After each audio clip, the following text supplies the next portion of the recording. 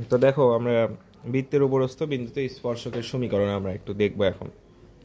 কি বলছে যে এই বৃত্তের 2,3 বিন্দুতে স্পর্শকের সমীকরণ কি। ধরো আমার কাছে এরকম একটা বৃত্ত আছে, ধরো এই বৃত্তেতে 2,3 বিন্দুতে, লেটস সে এটা 2,3 বিন্দু, এই 2,3 বিন্দুতে স্পর্শকের সমীকরণ কি হবে। তো এটা কিভাবে করবা, আমরা এটার একটা শর্টকাট আছে, সেটা পরে দেখবো। চলো বৃত্তের কেন্দ্রটা বের করো। বৃত্ত x² + y² = 13, 0,0 কেন্দ্র, বুঝছো? আচ্ছা, এখন তুমি একটা কাজ করো তো ভাইয়া, তুমি এই বৃত্তের স্পর্শকের উপর দিয়ে যে রেখাটা যাবে এটা অভিলম্ব না, এটা অভিলম্ব না, বা কেন্দ্র বা স্পর্শক থেকে যে দূরত্ব মানে অভিলম্বই যাবে বৃত্তে। তো তুমি এটার ঢাল বের করো, মানে কেন্দ্র আর স্পর্শকের মধ্যবর্তী ঢাল বের করো। চলো কত হবে, 3/2। ধরো m1 আমি বললাম 3/2, ঠিক আছে? তাহলে এটার ঢাল যদি m/2 হয় তাহলে এটা কত, এটা পরস্পর 90 ডিগ্রি কোণে আসে না?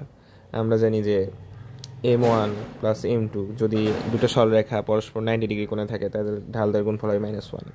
আচ্ছা, তো তাহলে আমি যদি m2 বের করতে চাই, m2, তাহলে কি হবে? এই ধরো এখানে 3/2 আছে, এটা ওই পাশে যায় 2/3। এটা মানে তুমি শর্টকাট দিয়ে এভাবে মনে রাখতে পারো যে লম্ব যদি হয়, যদি এটার ঢাল 3/2 হয় তাহলে এটা লম্বর ঢাল হবে, এটা উল্টাই দিবা, সাথে এক সামনে একটা মাইনাস, এই আর কি। ঠিক আছে, শর্টকাটটা আসলে কি ধরতে পারছো? তাহলে আমরা দেখো, আমরা ঢাল জানি, আমরা একটা বিন্দুও জানি, তাহলে আমরা সরলরেখার সমীকরণ বের করতে পারবো না? ওইটাই সেটাই কিনা স্পর্শকের সমীকরণ হবে কিনা।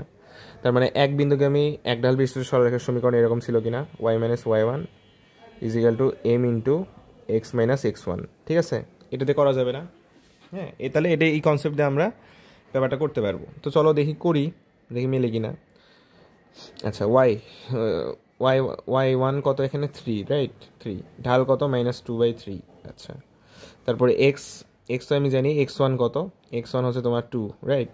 আচ্ছা, তো তারপর দেখো 3y - হচ্ছে 9, তারপর হচ্ছে তোমার 4 মাইনাস ধরো -2x, চিন্তা করো। আচ্ছা, তাহলে দেখো এখানে কি থাকে, দেখো তো 2x + 3y = 13, এই বের হয়ে আসছে, রাইট? তো আমাদের অ্যান্সার সি। তো তোমার এইভাবে করতে গেলে একটু হয়তো মানে ম্যাথটা চিন্তা করতে হচ্ছে, বাট এত রাফের তো জায়গাও পাবা না। তো আমার কি কামটা করা লাগবে, আমরা একটা শর্টকাট শিখবো। চলো চলো শর্টকাটটা দেখি কীরকম শর্টকাট। আমি একটু ক্যামেরাটা উপরে নিচ্ছি, হ্যাঁ। আচ্ছা, তো শর্টকাটটা কীরকম, যে ধরো কোনো একটা সরল রেখা যদি একটা বৃত্তকে স্পর্শ করে, তখন আর কি একটা শর্টকাট দিয়ে স্পর্শকের সমীকরণ বের করা যায়। ধরো x² যদি থাকে, তখন স্পর্শকের সমীকরণ বের করার সময় x² জায়গায় আমি লিখবো x(x1), ঠিক আছে? x যদি থাকে তাহলে আমি লিখবো x + x1 / 2, রাইট? y² যদি থাকে তাহলে কি লিখবো, y1, আর জাস্ট y থাকলে y + y1/2। এখানে x1 y1 কি, ওই বিন্দুতে যাবে আর কি, সেইটা। তো এটা বুঝলেই হবে। এখন দেখো এখানে আসো, তাহলে এখানে বলছে যে এই বৃত্তটা এদের এই স্পর্শকে সমীকরণ কি হবে। তো চলো দেখি স্পর্শকের সমীকরণ আমরা বের করতে পারি নাকি। আচ্ছা, ঠিক আছে।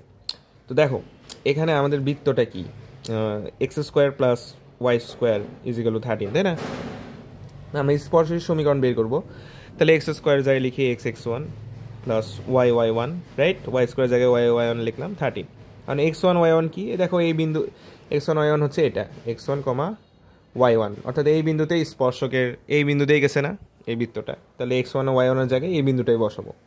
তাহলে কত হবে বলো তো, 2x + 3y = 13, রাইট? কারণ তুমি যদি 2,3 বসাও, দেখো মিলে যাবে, সেটা হচ্ছে স্পর্শকের সমীকরণ। আর ব্যাপারটা হচ্ছে কি, ধরো তুমি এটা বুঝবা কেমনে যে এই বিন্দুটা এই বৃত্তের উপরে আসছে, তুমি যদি 2, 3 বসাও এবং সেটা যদি 13-এর সমান হয়, মিলে যাচ্ছে, তার মানে বুঝতেছো এটা হচ্ছে যে ওই বৃত্তের তোমার হচ্ছে স্পর্শকের সমীকরণ, ঠিক আছে? মানে একটা স্পর্শক হবে আর কি, উপরস্থ হলে। হ্যাঁ, যদি ছোট হয়, যদি মানটা ধরো ছোট হতো, এই মানটা যদি 13 ছোট হতো তাহলে ভিতরে হতো, বড় হলে বৃত্তের বাইরে হতো, স্পর্শ করতো না। স্পর্শ করার জন্য সমান হতে হবে।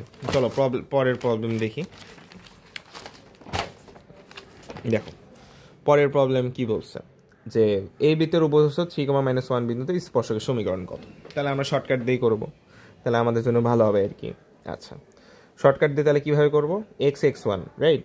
তাহলে এটা আমি একটু লিখি, যে মানে এটারটা লিখতেছি কিন্তু দেখো x(x1) জায়গা নেই তো, plus y(y1) minus 2x+x1/2, right, plus 6y+y1/2 plus 2, right, ঠিক আছে।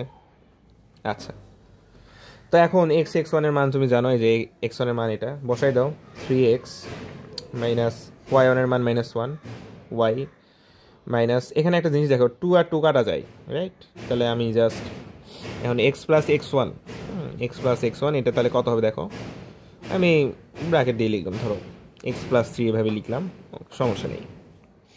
প্লাস এখানেও একটু কাটা যাচ্ছে 3, y+y1 এর মান কত, y1 এর মান হচ্ছে যে -1, ওকে, y - 3 প্লাস 2 = 0, ওকে।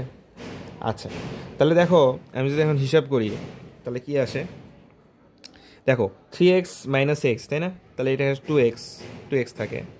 ওয়াইয়ের হিসাবটা করে ফেলি, হ্যাঁ ওয়াইয়ের হিসাবটা করে ফেলি, আসো 3y থেকে যদি তুমি -y বাদ দাও তার মানে কি থাকে, 2y থাকে। এখানে একটা -3 আছে, রাইট, একটা -3 আছে, আমি শর্টকাটে করতেছি কিন্তু তোমরা বুঝে নিবা। তারপর হচ্ছে কি আছে, -9 আছে, রাইট, -9 আছে, প্লাস একটা 2 আছে, 0, এই আর কি। তাহলে হিসাব করলে দেখবা যে এটা আসে 12, 14, এটা 2, 2, তাহলে x+y, সরি এটা আসে হচ্ছে যে 10, রাইট, 10 2 দিয়ে ভাগ করলে -5। আচ্ছা, এটাই তো আসার কথা, আমার কি ভুল হলো? হ্যাঁ, মনে হয় ভুল হয়েছে, হ্যাঁ, এইভাবে করতে গেলেও ভুল হয়। আচ্ছা, এখানে 2 আসার কথা না, 2 আসার কথা। আচ্ছা, তো এটা একটু ভুল হচ্ছে আর কি, হ্যাঁ, মানে অপশন তুমি বুঝতেই পারছো যে এটা আর এটার মধ্যে হবে, আমি কিন্তু ভুল করলাম, রাইট। এখানে কি ভুল করলাম, আচ্ছা একটু দেখতেছি আমি। আচ্ছা, আমার যতদূর মনে হচ্ছে তোমার মানে পরীক্ষা হলে এরকম হতেই পারে, সবসময় মিলবেও না, তো আমার মনে হচ্ছে এটা অ্যান্সার। বাট তুমি যদি এরকম ভুল হয়েও যায় তুমি কি করবা দেখো, ধরো এটার কনসেপ্টটা কি, ম্যাথের কনসেপ্টটা কি ছিল? আচ্ছা, ম্যাথের কনসেপ্টটা ছিল হচ্ছে এরকম যে ধরো এখানে একটা বৃত্ত আছে, এই বৃত্তের কেন্দ্র কত দেখো, চলো তো -2 দ্বারা ভাগ করলি 1, -2 দ্বারা ভাগ করলে -3, রাইট, -3। আচ্ছা, এবং বৃত্তের উপর 3,1 বিন্দুতে স্পর্শকের সমীকরণ কত, ধরো এখানে একটি স্পর্শক গেছে, সেটা হচ্ছে 3,-1, হ্যাঁ 3,-1। আচ্ছা, তাহলে তুমি এক কাজ করো তো দেখি, এটা ঢাল বের করো তো, এটা ঢাল বের করে তাহলে এটা ঢাল পেয়ে যাবা। এটার ঢাল কত, এটার ঢাল হচ্ছে, আচ্ছা দেখা যাচ্ছে না, ঠিক আছে, এটার ঢাল হচ্ছে যে মানে M1, চলো বের করি, কোটিদ্বয়ের অন্তর উপরে -1 + 3 মানে 2, রাইট, ভুজদ্বয়ের অন্তর 2, 1, তাহলে M2 মানে তাহলে আমাদের এটার ঢাল হবে হচ্ছে, এটা হচ্ছে যে M2 সেটার ঢাল হবে -1, রাইট। তাহলে আমরা ওই যে এক বিন্দুকে আমি এক ঢাল বিশিষ্ট সরলরেখার সমীকরণ ফেলাই, দেখো তো y1 কত, এখানে y1 + 1 আর কি, মানে -1 -1 একবারই লিখলাম। আচ্ছা, ঢাল হচ্ছে -1 x - x1, আচ্ছা, তাহলে তোমার এটা হবে x - 3, রাইট। তাহলে দেখছো, তাহলে x+y এখানে চলে আসে, আর এখানে থাকে হচ্ছে +3, হ্যাঁ +3, রাইট, এখানে +3, তাই না, +3টা যদি এই পাশে চলে আসে -3 + 1 = 0, তাহলে দেখছো এইভাবে কিন্তু মিলছে, x+y তোমার -2 = 0, দেখছো এখানে কিন্তু মাইনাস আসছে, এখানেও মাইনাসই আসছে। তো তুমি ধরো অনেক সময় অ্যান্সার মিলতেছে না, বাট তোমার চিহ্ন দেখেও তুমি কিন্তু অ্যান্সার করে দিতে পারবা, বুঝছো আমি কিভাবে করলাম ভুল হওয়ার পরেও, এটা কিন্তু খুব ভালো একটা কনসেপ্ট ছিল, ঠিক আছে। তো চলো দেখি আমরা এই বিন্দুতে স্পর্শকের সমীকরণ বের করি, ঠিক আছে। তো তুমি চাইলে ওইভাবে করতে পারো, হ্যাঁ ওইভাবে করতে পারো তুমি। চলো দেখি আমরা এই ম্যাপটা কোন প্রসেসে করাটা ইজি হয় সেটা দেখি, আসো।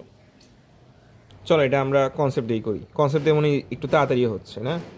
আচ্ছা, তো ধরো এই বৃত্তের কেন্দ্র কত, এই বৃত্তের কেন্দ্র কত, কেন্দ্র হচ্ছে তোমার 3/2, হ্যাঁ, -5, রাইট, -5, আচ্ছা, এবং 4, -11 বিন্দুতে আরে আচ্ছা এটা বুঝে নাও স্পর্শকের সমীকরণ। তো তুমি চলো আগে ঢালটা বের করি আমরা।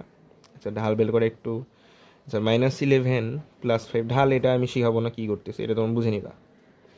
আচ্ছা, 4 - 3/2, 4 - 3/2, তাহলে -6 থাকে, আর এখানে কি থাকে? আচ্ছা 8, 5/2 এ কি 5/2, তাহলে ধরো ধরো -12/5, -12/5 এই কিছুই দেখা যাচ্ছে না, আয় আল্লাহ। আচ্ছা -12/5 আসে, হ্যাঁ এটা কি দেখা যায়? একটু কষ্ট হচ্ছে হয়তো, আচ্ছা কিছু করার নেই, এটা আমার বাবার অফিসের খাতা। আচ্ছা ঠিক আছে, তাহলে আমি তাহলে এই বিন্দুটাও জানি এবং ঢালও জানি, তাহলে ওয়াই মাইনাস, হ্যাঁ y1 কত, মানে +11, ঢাল ঢাল কত -12। আচ্ছা এটা তো তুমি m1 এটা পাইছো, তাহলে m2 কত হবে? m2 হবে, মানে এটা তো পাইছো m1, দেখছো এটা একটু চিন্তা ভাবনা করা লাগতেছে, মানে টাইম কনজিউমিং আর কি। তো তোমার আসলে এরকম স্পর্শকের সমীকরণ দেওয়া থাকলে একটু টাইম কনজিউমিং ভাই, কিছু করার নেই। আচ্ছা দেখো, তো y মাইনাস y1 +11 দেন 5/12 x মাইনাস x1, ঠিক আছে, x মাইনাস 4। আচ্ছা তারপর দেখো, তাহলে 12y প্লাস হচ্ছে 12 আর 11 যদি গুণ করো 132, 132 এই আর কি, তাই না? 12 12 10 120, আর ঠিক আছে, তাহলে 5x মাইনাস হচ্ছে তোমার 20। আচ্ছা মিলবে? আই ডোন্ট নো মিলবে কি না, দেখি মিলে কি না। তাহলে কি হবে দেখো তো, হ্যাঁ অ্যান্সার কি যে কীরকম আছে। আচ্ছা আমরা দেখি, 12y মাইনাস 5x এটা যদি এই পাশে আনো +152 = 0, হ্যাঁ এটা হয়। তো মেলে নাকি দেখি তো কোনটা মেলে।